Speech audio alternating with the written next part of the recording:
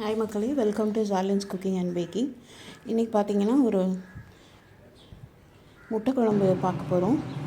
அதுக்கு ஒரு கடாய் வச்சுட்டு ஒரு 3 டேபிள் ஸ்பூன் அளவுக்கு கடலை எண்ணெய் ஊற்றிட்டு கடுகு போட்டு கடுகு வெடித்ததும்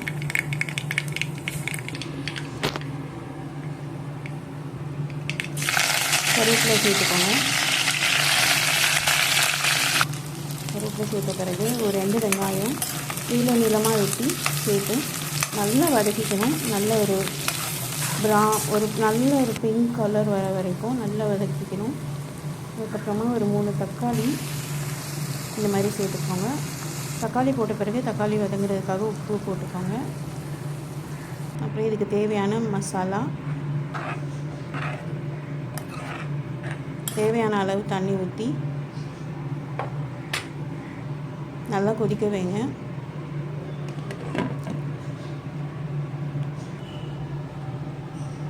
இந்த மாதிரி எண்ணெய் மேலே வந்தோடனே மிளகாத்தூள் வாசனைலாம் போயிருக்கும். இப்போ பார்த்திங்கன்னா ஒரு 3 பீஸ் தேங்காய் எடுத்து அரைச்சி இந்த குழம்புல சேர்த்துக்கலாம். சேர்த்து நல்லா கிண்டி விட்டுட்டு உப்பெல்லாம் அட்ஜஸ்ட் பண்ணிவிட்டு இந்த முட்டையை நான் உடச்சி ஊற்ற போகிறேன். உடச்சி ஊற்றிருக்கேன். பார்த்திங்கன்னா உங்களுக்கு தெரியும்.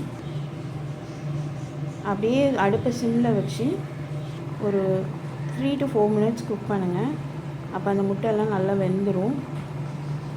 வெந்த பிறகு அப்படியே ஆஃப் பண்ணி விட்டுற வேண்டியதுதான் ஸ்டவ்வை.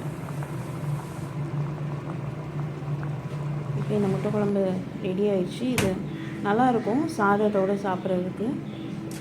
நீங்களும் கண்டிப்பாக உங்கள் வீட்டில் ட்ரை பண்ணி பாருங்கள்.